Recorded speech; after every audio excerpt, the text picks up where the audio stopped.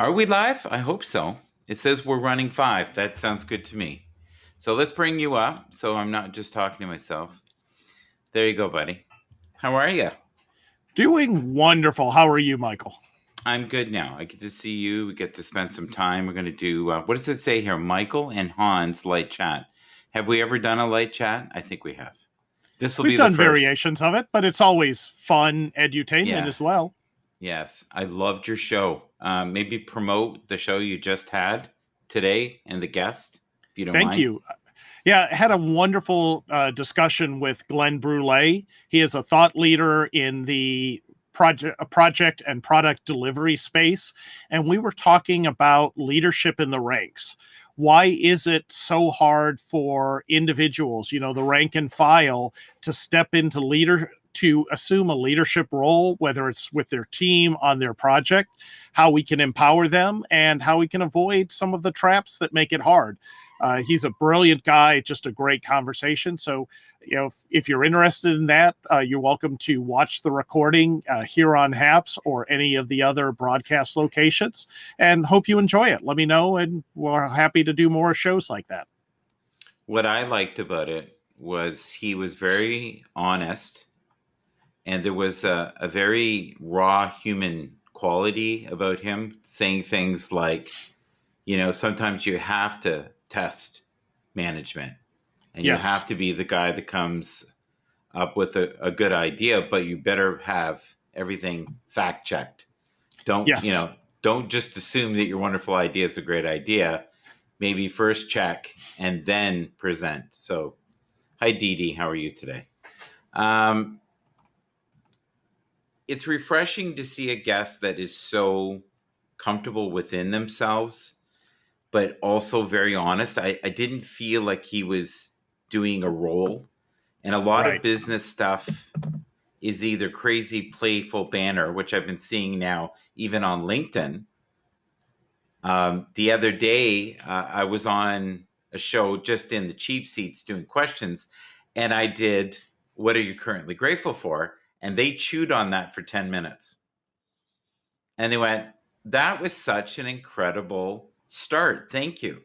Because it made them reflect about what we've been through in the last year and Right. how much we have grown. And they talked about the hard reset. And I'm really curious, now that you've been in this 15 months, how do you feel that you've maybe changed? So personally, it's hard to separate out the pandemic aspects versus, if anything had been normal, would I have gone through the same year? So for me, there were definitely some, I'll say, growth moments, some frustrations, areas that I needed to work through. But I honestly don't think they're pandemic related. I think it was more, there's just cycles where you either grow together or you grow Yeah. apart, and you've got to decide, are you willing to put in the effort and work to make things work? And I think that's been kind of a rocky road for me the last year, not in a bad way, just something that took a lot of effort and wasn't expected. But I honestly can't blame COVID for as the problem or the instigator or making it worse. I feel bad for you because being a natural performer, which you are, and I think of people like Amber Mack, Yep. um, not being able to go on stage and present, which is another, form of creativity, but it also can be a way to have a shot of adrenaline. Like that in itself, presenting can be Right. addictive, right? It also can be probably terrifying. Um, Yeah. It's hard. I've still been doing virtual conferences and presentations, but being at an event and getting to see people and feed off the energy and look around and see the difference you're making, mhm. it's so much harder to connect online. And even when people did have their cameras on and I could watch, there wasn't any difference between that and the work meetings and everything else. It's still me staring at that one little camera dot, trying to make virtual eye contact. And it really is a different experience. I think that's been a far more of a drain on me than I thought. I have been fighting Zoom fatigue, camera and screen fatigue that's been getting pretty bad lately. So I'm trying to break away from phone and screen time to help out that. Well, How about you? we should talk about that Okay. because this is a 2D experience. If you go Yes. outside, it's a 3D experience. If you're a spiritual person like me, you have moments of 4, right? Where you feel like you're connected to something higher. We're going to put our toe in the woo pond just for a second. But what I did notice, and I want to address this, and I was hoping you could have been part of this panel, and a couple of the guests that were in that show, I want them to be on your show. And I've already talked to a couple of the people, and I know the one guest in you would be perfect. You seem wired similar. And he was very logic based, and he talked about something that is across the board disturbing but exciting. And I'll explain what it is that now that we're from home, there are so many companies that have said things like, you don't ever need to come back. We've decided that you can work from home. But then you've had other companies that have given marching orders to come back. And many people are uncomfortable with that and have said, no, thank you. I'll find other employment. Do you think that's going to be a common? Yeah. I'm absolutely seeing it. And I think, I've been a big proponent of flexible working for a long time. And there is a time and a place to be in the office and working together, and it is more productive. And then there's a time where it really makes more sense to be alone and focused. You've Yeah. just got to plan your work, and it takes a different type of management. I think that I'm just going to say, in my opinion, the bad companies, the ones who are really My focused. wife is getting snacks for anybody who wanted to know. That is the closet of goodness. Well, actually, it's funny you say that because you're the one who helped us develop this. This is we call it Bab's Convenience, where we have all of our extra canned goods, our rices, soups, pastas, you name it, cleaning supplies, matches, lighters, all the things you told me in the list I should get. So yeah, sorry I about that love it. segue. Shiny Yeah. ball. I'll be all right. Well, Okay, continue with what you were saying. hey, Fraser, good to see you. Uh, I the the companies that have, I would say, unhealthy culture and unhealthy management Yes. are rebounding harder, and you can just see it in the people I'm talking to. They're broken. Like, after surviving everything that they went through to Yeah. completely change the way they work, and now they're back in the office and feeling like they just don't matter. Sadly, what's going to happen is the best people will leave. The people that don't have as much job portability or marketability are going to stay, and it's going to make it a lot harder on them because a lot of the thought leaders are going to go. And I was expecting a little bit of that. I was really glad to see so many companies embracing alternate work styles, Yeah. flexible office, hybrid work styles. I did not expect some of the companies that are very office and command and control to almost like drop the gate and raise the drawbridge and put fresh alligators in the moat to keep their employees in the office. I Mm-hmm. wasn't expecting it to be that as harsh as I've seen it in some of the organizations I've talked to. Well, the other part, which is a byproduct of what we're talking about, is the companies that maybe will pay a little less, but give you more freedoms and show you a little more respect.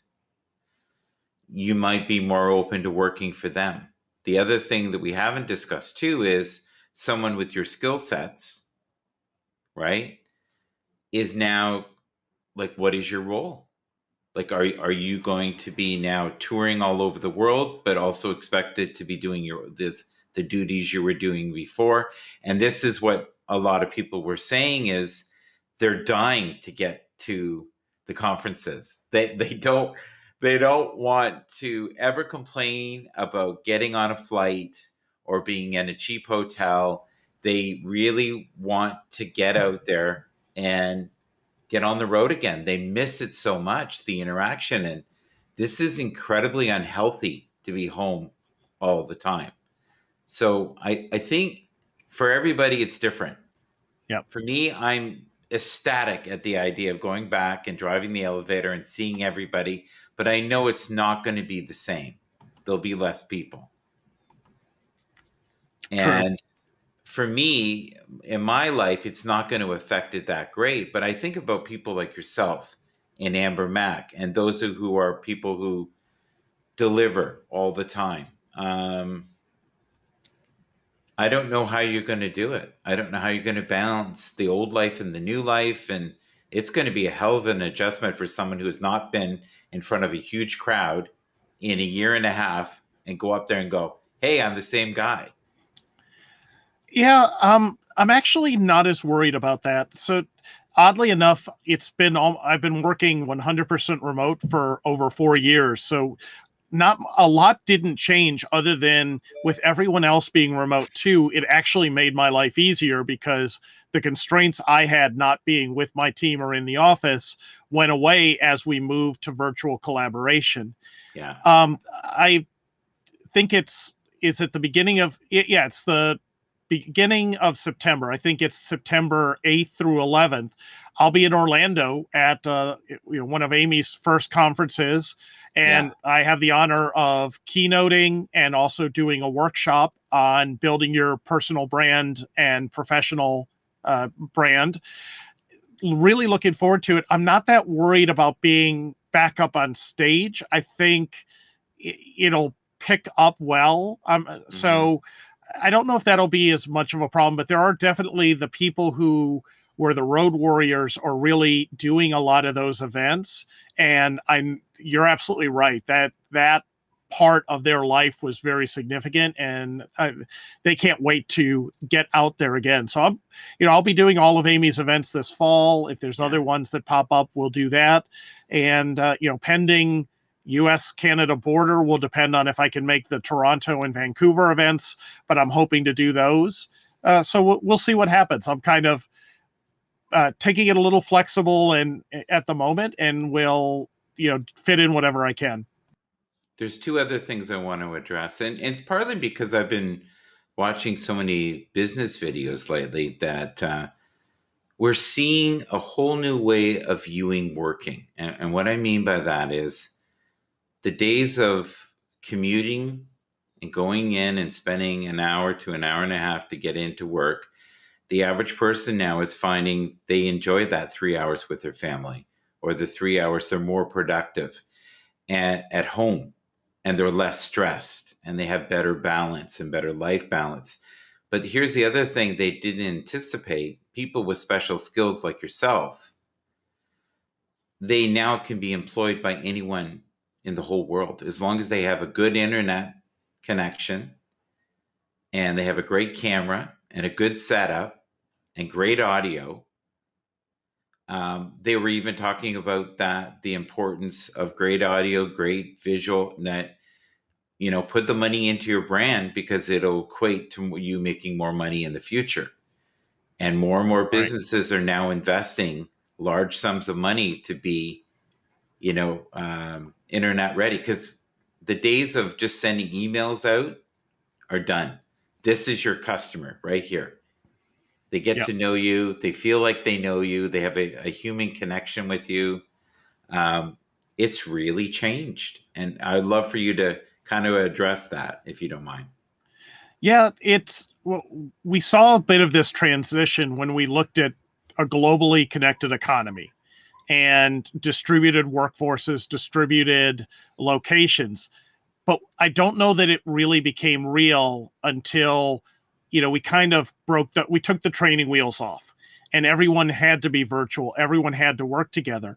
I've seen some great success stories out of it. People doing a better job of sharing information, working from common locations, having to put in a more concerted effort to communicate and make Hmm. sure they're being understood, it's really helped clarify and help teams really reach new levels of productivity.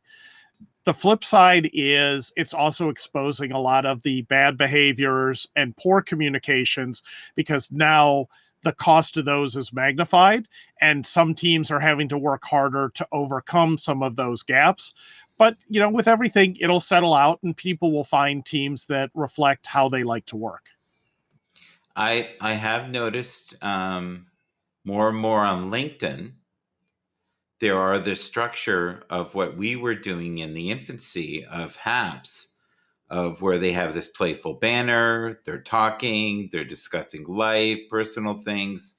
I've seen several broadcasts last week from, substantial contributors on LinkedIn. So it's changing.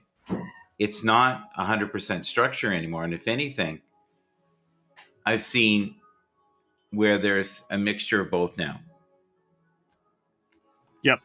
Well, and there's always been some professionals like the Richard Bransons of the world, Yeah. who have been very transparent and very open and had just a great dynamic with his employees, with his customers, with his audience, and really Yeah. respect that. And I think you're seeing people realize that it's okay to be human too. You don't have to be a cardboard cutout of what a CEO is supposed to look like. You can actually be human and have real conversations. That's what I like about what you've done in a lot of the shows, and what I'm trying to do is to bring topics that people are talking about and focus in on what's important. Bring an educational but also an entertaining aspect to these discussions. So making it more conversational, making it more friendly, and kind of coming up with that banter that can help drive the conversation home. So it's good to see that that comfort level is going and that it's still staying professional. Were you answering a question here in the comments? Or No, were, or were you I was filling in the filling gap. the gap while I took off? What happened was the door swung open, and this is such a COVID thing, and the TV was blaring. So I had to make sure that we couldn't hear the TV. So I closed both doors. Um, the microphones are good that way because they'll block out the sound. But Right. I found that it was distracting me. And one of the things that I've noticed in a lot of the calls that I've done is you'll sometimes have people fighting in the background, kids running around. The dog is suddenly on the person's lap. Um, really bad bandwidth. They're coming in and out. Pixelating screen. You name it, we get it, right? So I've learned through HAPS that it's okay when it's not perfect. Like I think it's been a Absolutely. great life lesson for me to just be, very agile and work with what you've got. How many times did you have a broadcast where it just went sideways, right? The guest was gone. You're there by yourself. You've started it. You Every hope, time almost. yeah, except for today. Today was perfect, right? So I think with many companies now, what they need to do is they need to invest the money to make sure they have the bandwidth, Yeah. they have the right equipment. Even if it's like you and I, our setups are not insanely expensive, especially mine. Mine's fairly cheap between the fine microphone I have here, which is under $100, and the Nexico camera. It's excellent. It's Yep. excellent. But when they come on and they've have their little headset that costs $10, right? And their bandwidth is horrible, and the camera is from their laptop that's 8 to 10 years old. No, no, the days of doing that are done. Yeah, it's amazing. You're right. You don't have to spend a lot of money, and the frustration of having people that are on their laptop speaker and mic. so that when other people are picking it up, if their system isn't running top, it creates that endless echo loop. And it's like, I would rather have you plug in your $10 headset than trying to work off your laptop's mic, for the most part. And then just close everything else in the background. Some of our drive syncs like OneDrive and Google Drive Sync and Dropbox, they eat up a lot of system resources monitoring and looking for changes. And your bandwidth may be excellent, but if your computer's lagging, you're going to get choppy audio. And it's subconscious how better understood and heard and believed Yes. you'll be if people can see you and clearly hear you. When you start breaking up, they are going to be distracted and you're not going to be as convincing. Do you agree with me though that because you get one chance at a first impression with a customer, and if you're going to the point of being on LinkedIn, you need to have a half decent setup and have the right bandwidth. If not, then have it at an office where that is all set up. Yeah. And I understand people have constraints and you work with what you need to. There's things we can do.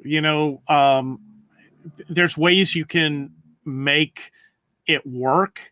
It takes a little bit of effort. Like when I first started this, I didn't have the, any of the LED lighting, trying to get, a good background, whatever it is. Yeah. I had a little $8 LED Walmart light that I wrapped with a few pieces of tissue just to create a diffuser, and I stuck it right next to the camera, and it worked. 6:54 p.m. alarm stopped on Michael's Echo. Thank you. So have you ever had where Alexa just randomly will pick up on your speech and talk to you, or any guy? Like the other night, every other sentence I had, they started, well, I always think of it as some life source, going so crazy. So the other night, it was somebody's name that repeatedly kept going on. I have that happen a lot when we're watching TV or something, or there's a conversation in the room. It'll pop up and we'll get these just crazy random answers. It's like, how did you even think that we talked to you or asked that question? I do have a little dot that sits in my office, and unfortunately, it isn't until like someone's goes off that I remember that I didn't mute mine, and now I'm paranoid that it's going to chime in at any point here. But oddly enough, my office one hasn't done that yet, knock on wood. I don't know why, but somehow it hasn't happened and embarrassed me yet. Alexa, what does the name Hans mean? In the Netherlands, the name Hans is a variant of John. In Hebrew and in Germany, the name Hans means gift from God. In Scandinavia, the name Hans means God is gracious. So I need to change my name to something a little more appropriate then. I think God of gracious is better. I like that. That's kind of cool. I hadn't heard those before. I'm going to have to play that for the wife later. Alexa, cancel all alarms. Alexa, what does the name Michael mean? Biblically, the name Michael means like God. In Hebrew, the name Michael means who is like God. Of course, see? Right? No wonder we get along. We're both godly beings. For sure. You just ask us, not since Moses came down the mountain have there been such men. And it's hard to be humble. I'll go with the stranger in a strange land, that thou art God explanation, and I'll buy into. I'm with you on that part. James says she's always listening. Yeah, I agree. I was thinking about this the other day. I know this is a little bit off topic, but do you think in the future, because we all need great cameras, we need great microphones, a company like Amazon will give you something that's worth $200 for $50 so they can listen to you? So yes, they've already proven that, because the Echo, the Google Home, the Apple devices, all of those and then I just triggered mine. There it happened. Yeah. Those are all far more expensive than we're paying for them. And so from that aspect, that is happening, just like cell phones are largely subsidized. Not as, it doesn't seem as much, but we're really probably paying half the cost of what a cell phone takes to make because there's other ways they're monetizing it. In terms of cameras and computers and that piece, it's possible. I know, remember when Xbox first came out, and it's got the 3D camera modeling, so it can actually read your movement.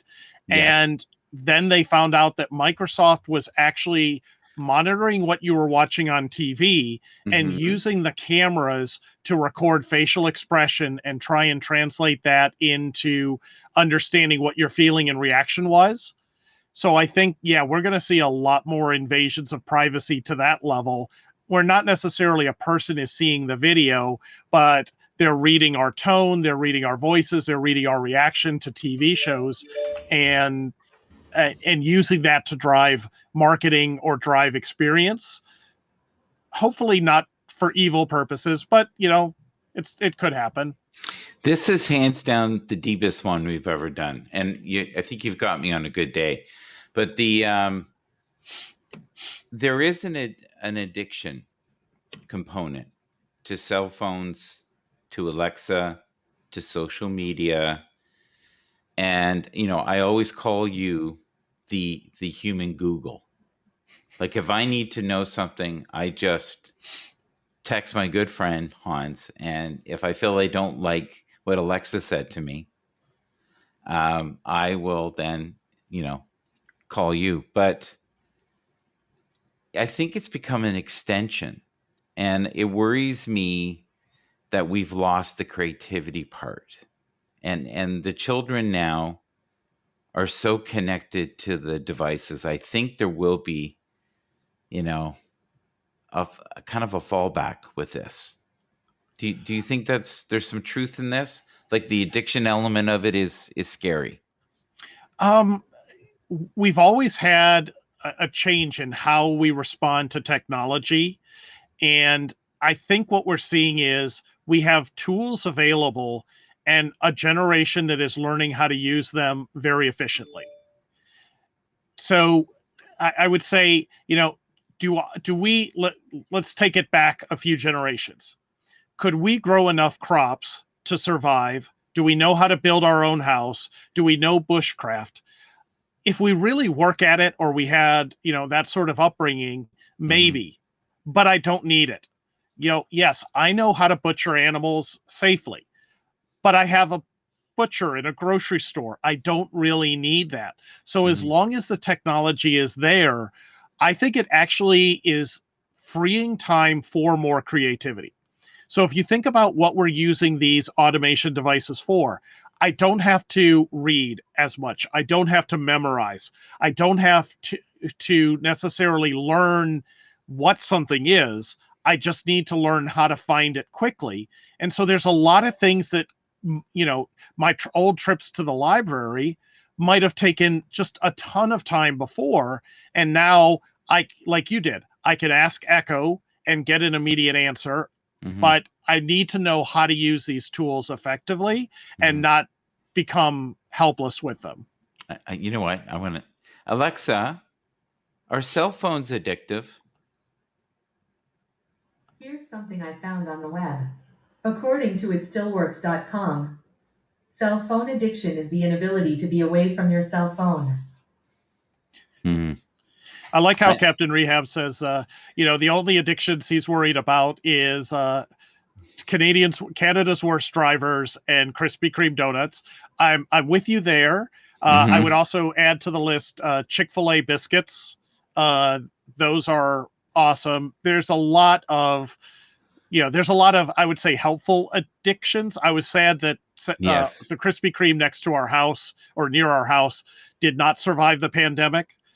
So the Dunkin' Donuts did fine because their coffee's better, but the Krispy Kreme crashed. Yeah, it didn't make it, eh? Hans, yeah, I'm not going to go there. Oh, Helga, how are you? Hans is being great weird. To see you, Helga.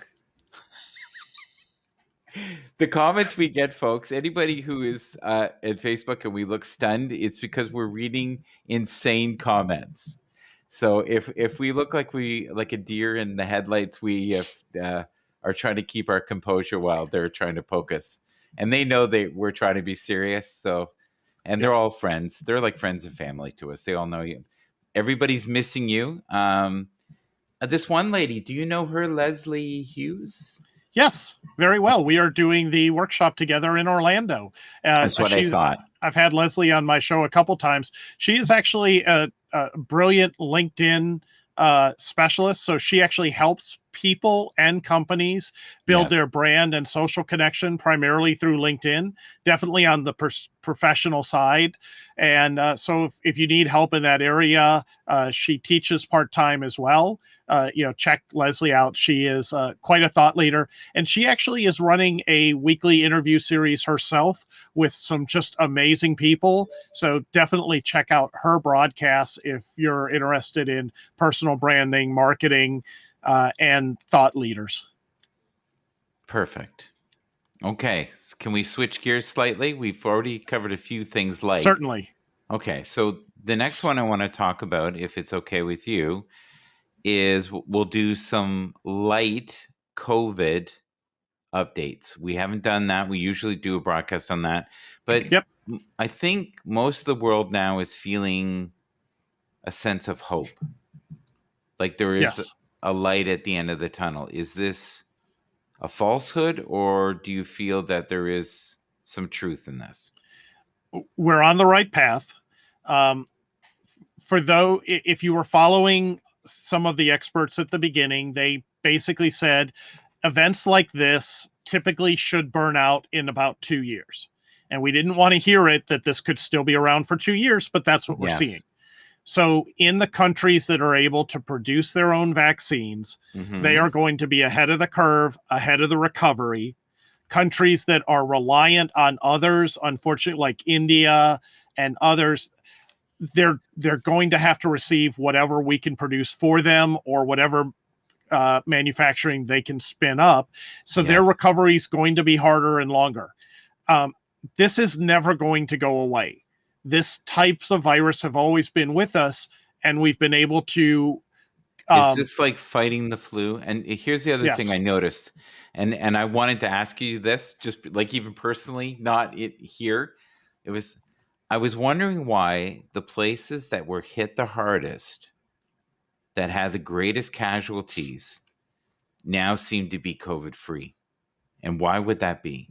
Because right now in Italy, you can go to the restaurants, you can go to the theater. New York seems wide open to me from what I've seen. I've seen concerts. I've seen, hundreds to thousands of people at venues. Is this unsafe? Is it too soon? Curious to know your opinion. And I value your opinion. Yeah. What you're seeing is herd immunity. And when you're talking about a communicable disease, a disease that spreads person to person, the more people you slam into a small area, the more you confine people together, the better it's going to spread, and the more people that will get infected. Then there's really two factors. How fast does it spread? How sick do you get? And that really controls what the experience is going to be like. So in Europe, people are packed in like sardines. We saw this in California. We saw this not in Toronto as much, but in spots in Toronto where you'd get someone who's infected and then a whole bunch of people would quickly get infected in that small area. So a lot of people were exposed, recovered, and have developed some level of natural immunity. Combine that with the people getting the vaccine who are adding to that number, it means it's harder for the virus to spread. The hardest hit areas were areas where it spread faster than healthcare could keep up, or they had inadequate healthcare. That's India's problem right now. If you could magically pop up hospitals in every major city to treat people, their death rate and severe illness rate could go down dramatically. There's just not enough capacity. But in those areas too much need, too little solution. Yep. I want to do something light just for a sec, and it's kind of on Yeah. the same topic. You know who the Foo Fighters are? Yes. Okay. So they're going to have it where you can only go to the concert if you've had both vaccines. Yes. Is that a trend that we're going to see in the future? And I'm going somewhere with this. Is it going to be where you can't get on a flight? You can't get a passport? You can't be employed? You can't go to church? You can't go to the hospital? You can't fart in the wind? I like the last one the best. Yes. I don't know how we'll ever regulate farting in the wind, but I would say we would all be happier if there were fewer people farting. I just don't Yes, know that I that's agree. controllable, Yes. self included. What do you think of Helga's statement here? Is this? Yep. That the numbers are getting much lower in Holland and people are going outdoors. I think it's wonderful. Yeah. Fortunately, I think there were enough vaccines and enough people infected that when people lost their resistance and just gave Yes. up and started going out, at least we had hit below an R1, meaning that the virus was slowly burning out. For every Mhm. one person infected, were they getting another person sick or less means it's not increasing. And Yeah. a lot of the places in the States, they've just given up. Like, I actually, after watching the numbers and everything, Did I'm you no see longer this wearing a comment? mask. Did you see this comment here from our friend Luke? You can't cross the border without measles vaccine now, Michael. Have you Yep. heard of that? Is that true? So, depending on the countries, there are immunization requirements. Wow. The more totalitarian the state, the more likely you're going to see something like a passport vaccine. I believe, is it New Brunswick in Canada that has established a vaccine card so that if you travel, you can get back in without having to quarantine if you have been vaccinated and apply for the card. In the States, a lot of states have actually made those illegal, saying you can't require it. But I know that we'll have to do proof of vaccine to get on a cruise ship, which I don't hate that idea. I think it's a great idea. I really do. Yep, I had to share. I think anything to lessen the risk. There's one thing I want to address. There's a man that looks very similar to you, and he did a couple broadcasts. He was ranting about people not wearing masks. Now, I don't know if he was as intelligent or as good looking as you, but he had the same first name and the same last name. I was just wondering, are you related to that individual, or are you like Chris Angel and you have a identical twin? If my personality has fragmented or my physical being is fragmented, I'm currently unaware of it. Okay. Can you address why you were slightly annoyed to the point of calling it a rant with the mask issue? Why that bothered you, and why? And do you still feel that way some 2 weeks later? So absolutely. And let me focus in for people that miss that. I don't care if you wear a mask. I don't really care if you're not wearing a mask. You know, depending on the risk, depending on your risk and your preference, that's fine. I can understand people getting upset with government mandates and government interference. Setting that aside, I have no tolerance or no love for the people who are basically I'm trying to remember what I called it, the anti-maskers. The ones who are actively getting mad, yelling at, or even physically attacking people who are deciding to continue to wear a mask a little bit longer. Right. It doesn't hurt you. It doesn't hurt anyone else. There is no need to attack people. It's like, can you imagine being at a stoplight and someone coming up and banging into your window and yelling at you for wearing a seatbelt? Yeah. Just let it go. It doesn't hurt you. Just let it go, people, please. Okay. Should we have a little breathing exercise and maybe do a couple of, light chanting exercises too? But I'm actually not that worked up about it. It's just a general frustration in life is people spend too much time trying to meddle in other people's lives and tell them how to live. Just fix yourself first. let the Yeah. rest go. If it's not affecting you directly, just let it go. You'll find you'll be much happier. And if How you about don't want to be how about the happy, flat stay away. earthers? How about the earthers? You know, those ones that you invite over for the barbecue, you know, and they just they keep, you know, poking you in the ribs and going, "Come on. It's right in front of you. We're going to Yep. fall off the edge." You And know? as Luke said, rainbow crosswalks aren't going to make you gay. I have participated in Mhm. for a company that I was with in many gay pride parades.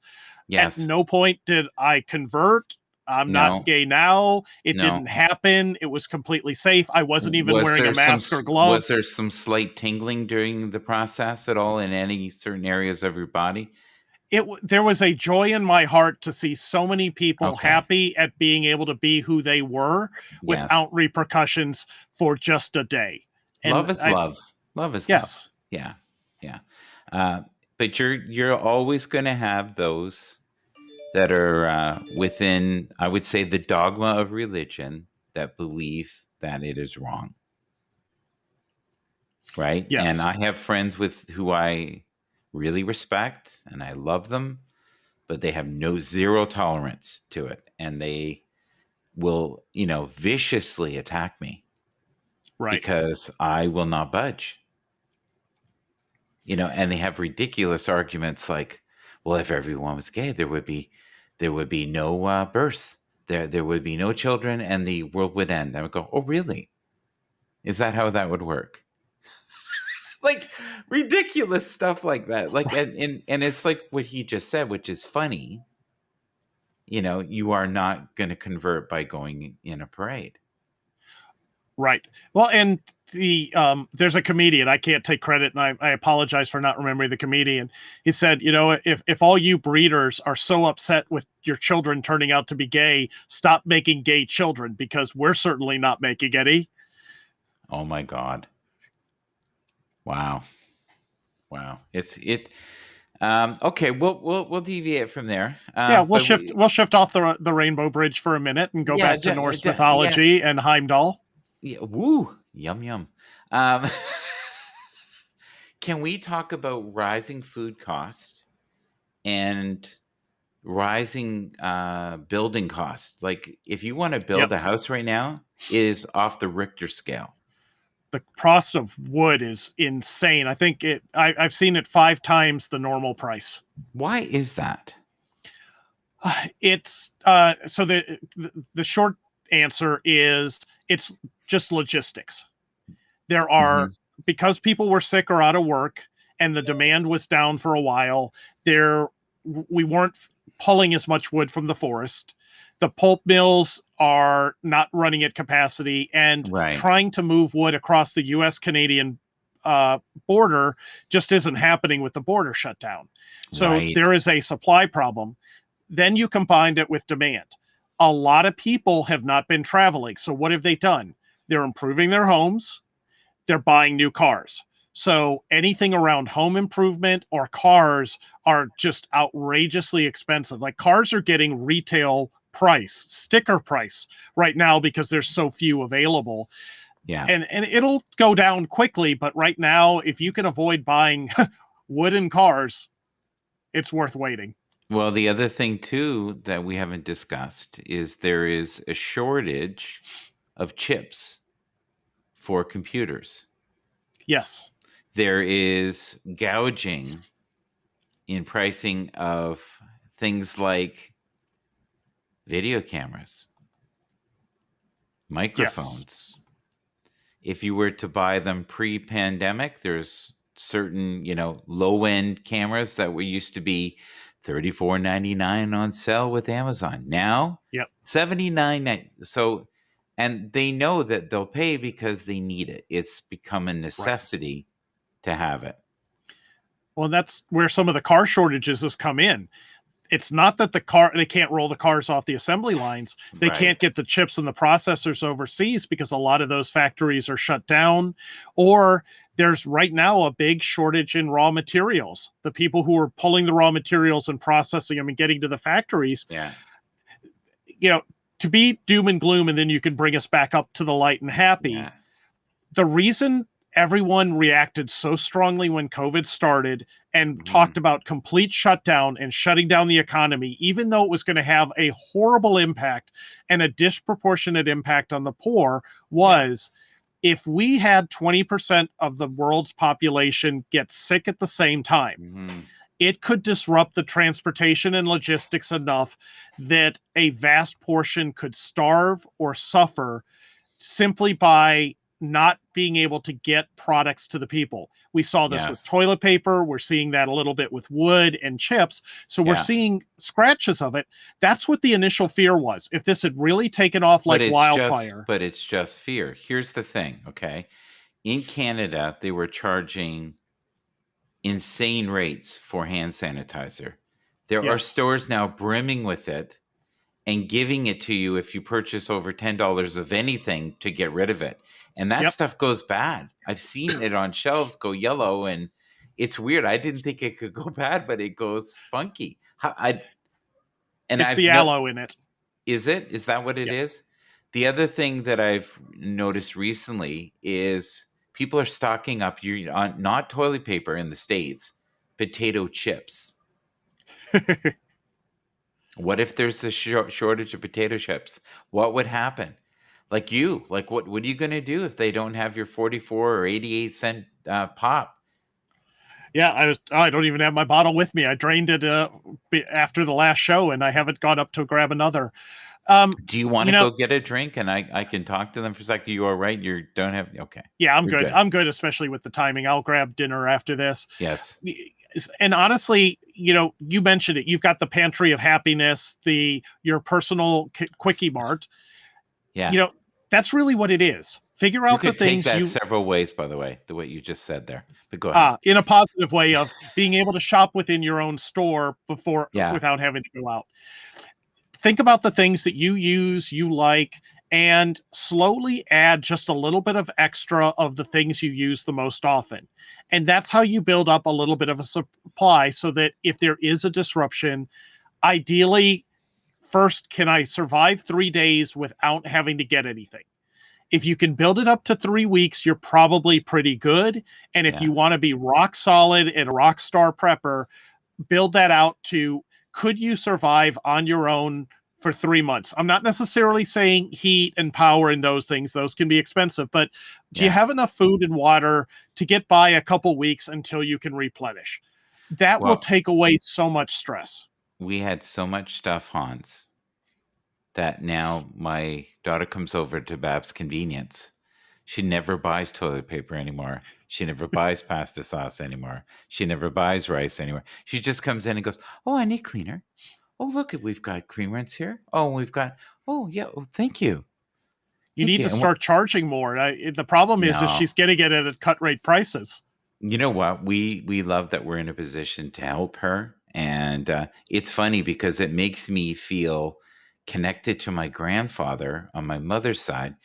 He was one of the first preppers, and this was, I would say, probably about 1980. And we'd go to his basement, and he had thousands of canned goods and thousands of bags of this and that. And he would come down, he'd give you a bag, and he would give you stuff. And he also worked for Dentine.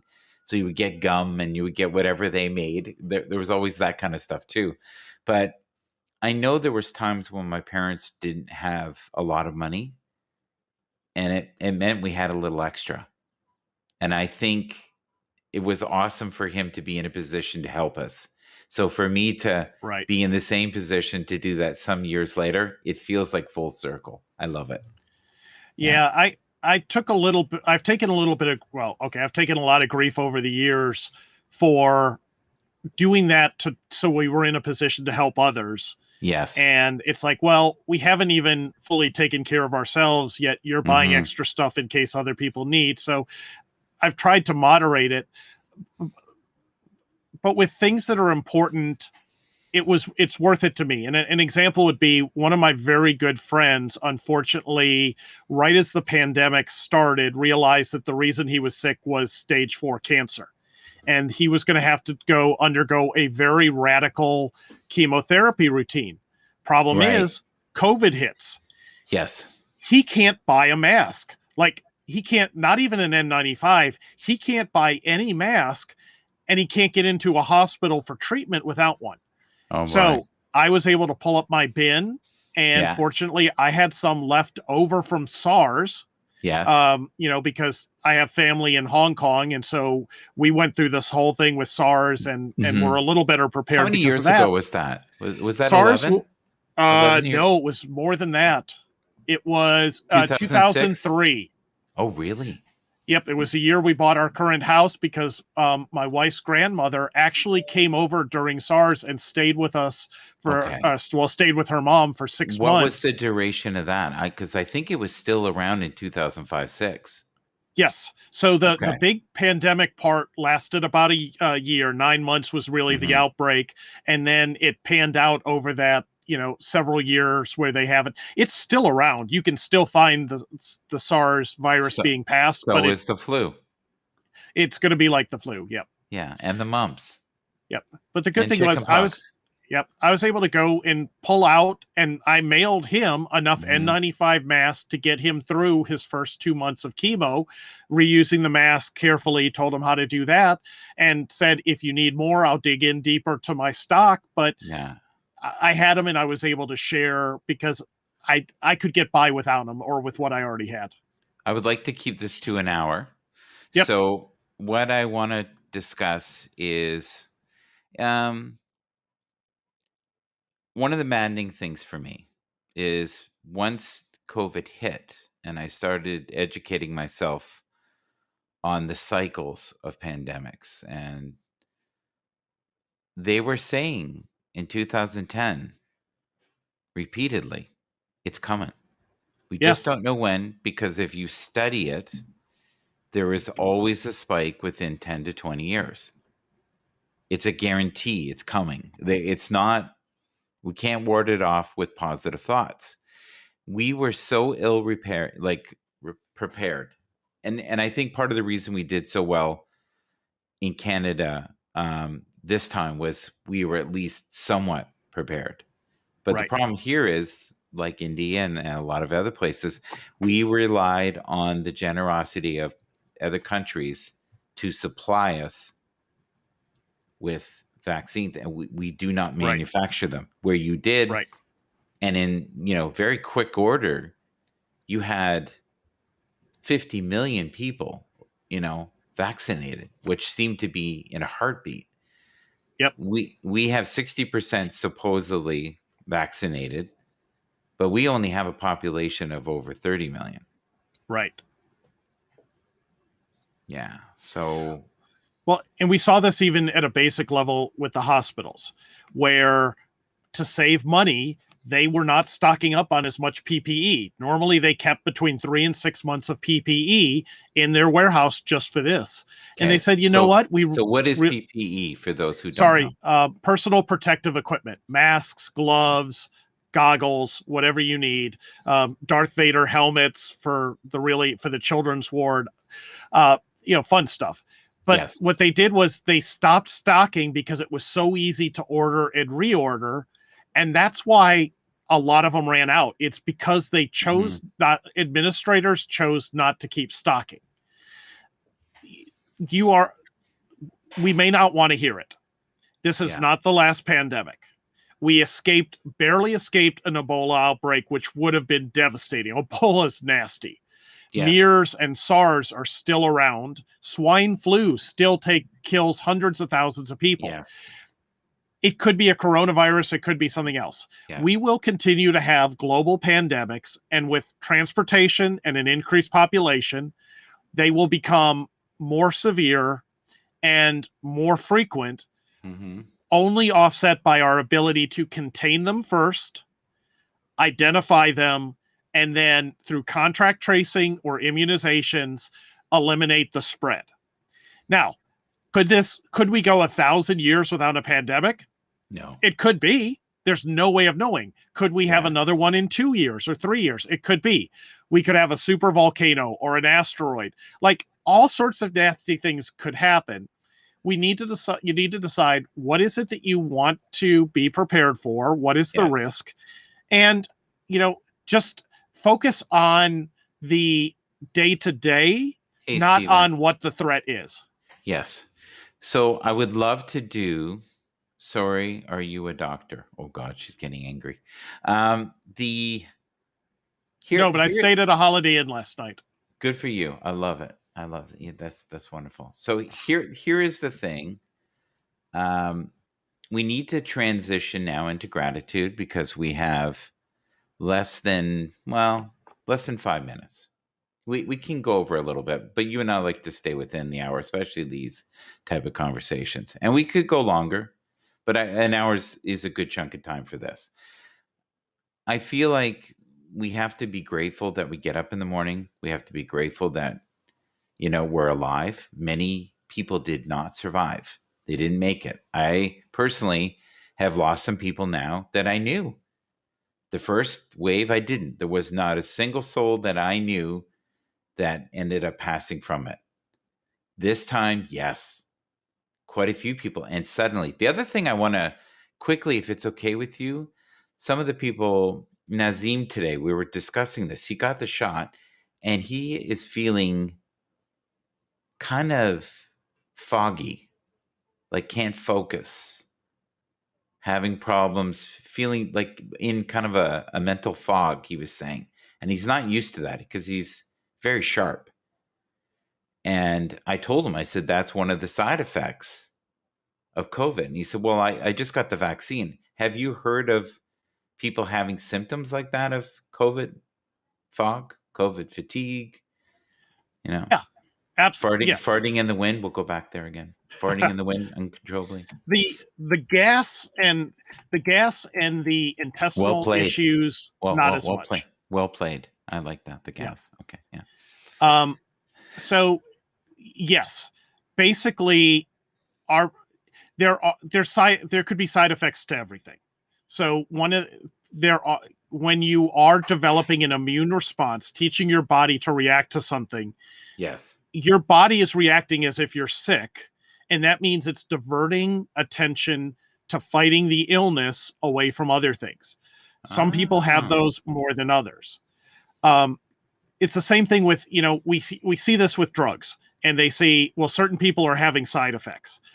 There are drugs that work on the population that just don't work on me. I've had to find other ones because my chemistry is a little bit different. There's another medication that I have to take, and it has side effects that are very common. I don't have any of the side effects. There's nothing that's going to work the same or be the same for everybody. So focus less on those odd exceptions and instead, focus in on what is helping the most people and where are we getting the value from. Agreed. Okay. Let's segue into the gratitude. You know how this works. We've done it a couple times, you and I. We've been down this road together. The other thing we've been doing in the last week since you've not been around, and I know you haven't been watching the broadcast as much as you have in the past, but if you could mention 3 broadcasters that you enjoy watching their programming, or if there's 3 people within your inner circle that you would like to promote, feel free to do so. Thanks. So I'll say, man, I could go on a long list. There are so many wonderful personalities and wonderful people that you can just really even just sit back and enjoy. Like, I love listening to Helen when I can. Ed is just inspirational and just such a kind soul. It's great to talk to him. Fraser was here earlier, may still be in the audience. Just if you wanted to have a relaxed chill, you almost expect a soft jazz band to play in the corner when you're talking to him. Yeah. Leslie's here and doing a very great professional series and interviews. I will be on her show eventually. We had to reschedule because I will actually be delivering the first in-person workshop that same week, so we're going to reschedule our session. But I'd say find the people you like and follow them. I will tag on one thing because this came up the other day. You know how you always are watching programs or YouTube videos and they're like, subscribe, and follow, and it's just a run-on joke. Yes. The way, and HAPS luckily is different than this because there's so much peer-to-peer support. But on the other platforms, if there's content you like and you're not directly sponsoring it, meaning they're providing this entertainment and venue for free, Yes. subscribing and liking dramatically increases their positioning and the likelihood that they'll be recommended to other people and get more viewers. Right. It is their lifeblood. It is like giving them a sandwich when they're hungry, and it doesn't cost you anything. So Yes. please, if it's a channel you like, subscribe. If it's something and you don't even want to watch the video, watch the ad for 5 seconds, watch the video for a couple seconds, they get credit for it, and turn it off and skip it. So Right. instead of just skipping it, watch it for a second, because those views are driving their livelihood, and they won't exist without that. And especially YouTube's algorithms and Facebook's right now are Yeah. really suppressing a lot of voices to promote the ones that are getting the most attention. So we have to work a little harder to help Agreed. the ones be heard. Yes, we are doing something, and when I say we, the community, Yuki is spearheading a project on the 24th of this month, where we're going to buy $20 worth of coins, everyone that we know within our inner circle, and that will be spread around to everyone. I would like to probably put some of my money towards a man who likes to rant about masks. I think his name is Hans. And another man named Walt who likes to run around in the field with rubber boots with his dog named Teddy. But Walt's great. I think, you know, it's the same when you get the check from the government. Very few people put that money into crypto or put it in the bank. They go out and spend it, which means it stimulates the economy. And we need to stimulate the HAPS economy. And, you know, we want to keep great broadcasters like Hans on here. And the way we do that is by watching the programming, sponsoring, giving a few coins, and just, you know, a nice hello. Thank you. We appreciate you. I am always ever so honored to have you on my show. It's probably the most serious you'll ever see, Mike Bathurst.